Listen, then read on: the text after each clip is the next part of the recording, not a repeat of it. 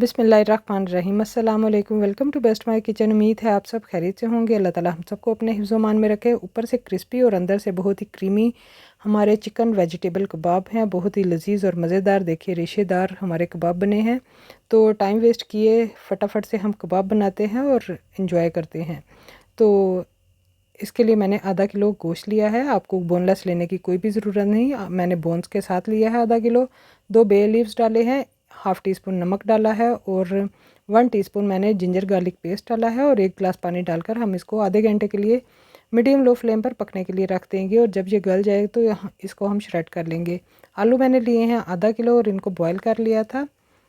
तो अब हमने इनको छीलने के बाद देखें इस तरह से हम ग्रेटर से इनको ग्रेट कर लेंगे, क्योंकि हमें इसमें कोई भी गुठली नहीं चाहिए।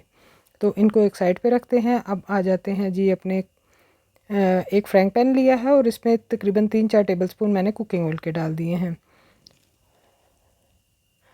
हाफ़ टेबल स्पून हम इसमें चॉप की गार्लिक डालेंगे।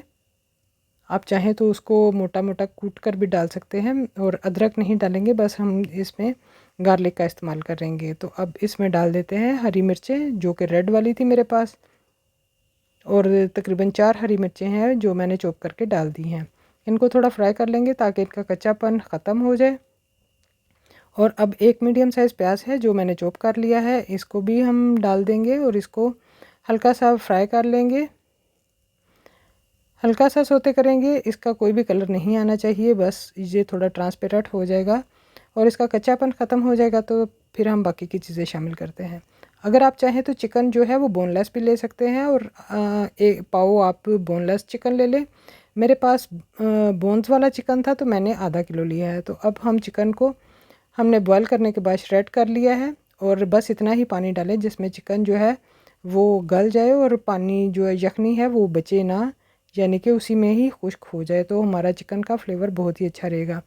तो फिर इसको हमने श्रेड कर लिया है और अब इसमें हाफ़ बेल पेपर थी मेरे पास ग्रीन, यानी कि शिमला मिर्च, वो मैंने इसको चॉप करके डाल दिया है और उसको भी चिकन के साथ फ्राई कर लेंगे। चिकन को इस तरह फ्राई करने से इसका कच्चापन ख़त्म हो जाएगा और इसकी जो चिकन की एक अपनी स्मेल होती है वो भी ख़त्म हो जाएगी और चिकन का फ्लेवर बहुत ही अच्छा हो जाएगा। तो अब इसमें मसाले शामिल करते हैं। 1 टीस्पून नमक डालेंगे और 1 टीस्पून ही हम इसमें चिली फ्लेक्स डालेंगे, यानी कि कुटी दरदरी कुटी लाल मिर्चें 1 टीस्पून और 1 टीस्पून इसमें चाट मसाला डाल देंगे और साथ में शामिल करेंगे काली मिर्चें 1 टीस्पून। काली मिर्चों का पाउडर है मेरे पास। तो ये सब चीज़ें हम शामिल करके इसको अच्छी तरह से मिक्स कर लेंगे। आप नमक और मिर्चें अपने टेस्ट के मुताबिक कम या ज़्यादा भी कर सकते हैं। और अगर बच्चों ने खाना हो तो आप इसमें ग्रीन चिलीज़ जो है वो ग्रीन चिली का पाउडर डाल लिया करें, और वो आप मेरे चैनल पर देख सकते हैं कि ग्रीन चिली पाउडर मैंने बनाया हुआ है। तो अब हमारा सारी चीज़ें जो हैं वो अच्छी तरह से फ्राई हो चुकी थी। तो अब मैंने इसके सेंटर में जगह बना ली है और तकरीबन 1 टीस्पून मैं इसमें कुकिंग ऑयल का डालूँगी। कुकिंग ऑयल डालने का मकसद ये है कि जब हम अपना मैदा डालेंगे तो वो अच्छी तरह से भुन सके। तो 3 टेबलस्पून के करीब मैंने इसमें मैदा डाल दिया है और इसको लो फ्लेम पे हम थोड़ा 1 से 2 मिनट के लिए हम इसको भून लेंगे। कोई भी कलर वगैरह नहीं आना, बस इसका मैदे का कच्चापन ख़त्म हो जाए तो हम इसमें इसको सारे चिकन में इस तरह से जो है मिक्स कर लेंगे। तो मैदा हमारा अच्छा तरह भुन चुका है और मिक्स कर लिया है हमने। तो अब हम इसमें सोया सॉस 2 टेबलस्पून शामिल करेंगे और इसको भी मिक्स कर लेंगे। बहुत ही लजीज और मज़े के कबाब बनते हैं। आप भी इनको इसी तरह बनाएं और इन्जॉय कीजिए। तो 1 कप जो है मैंने इसमें दूध डाल दिया है, रेगुलर आम मिल्क है, आप चाहें तो टेट्रा पैक का भी डाल सकते हैं।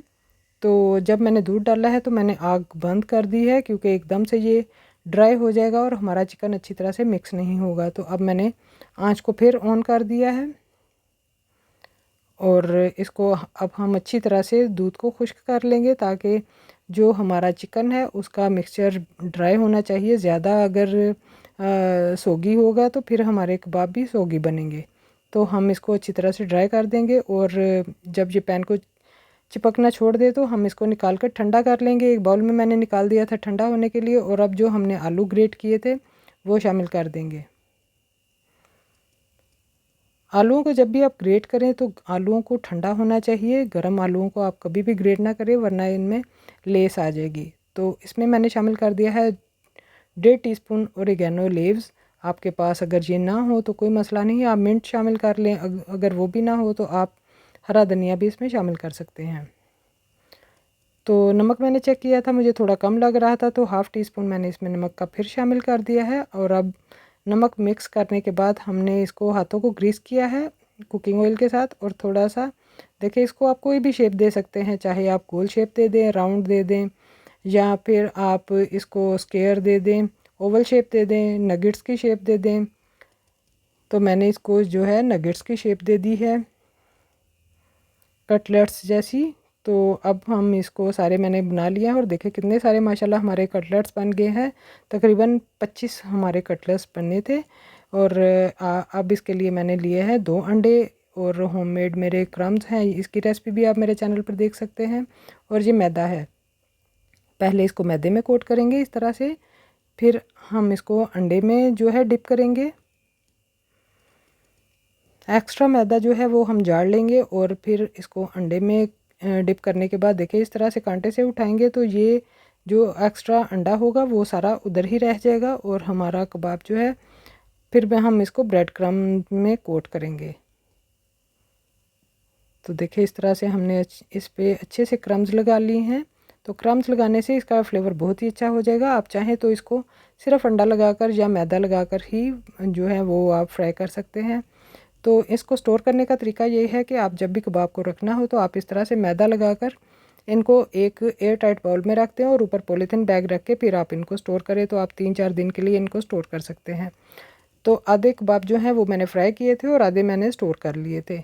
तो अब फ्राइंग पैन में हमने तेल डाल लिया है और इसको मीडियम फ्लेम पे हमने जो गर्म किया है, तो इसमें अपने कबाब डाल दिए हैं। और ये देखें कितने ज़बरदस्त हमारे कबाब फ्राई हो रहे हैं।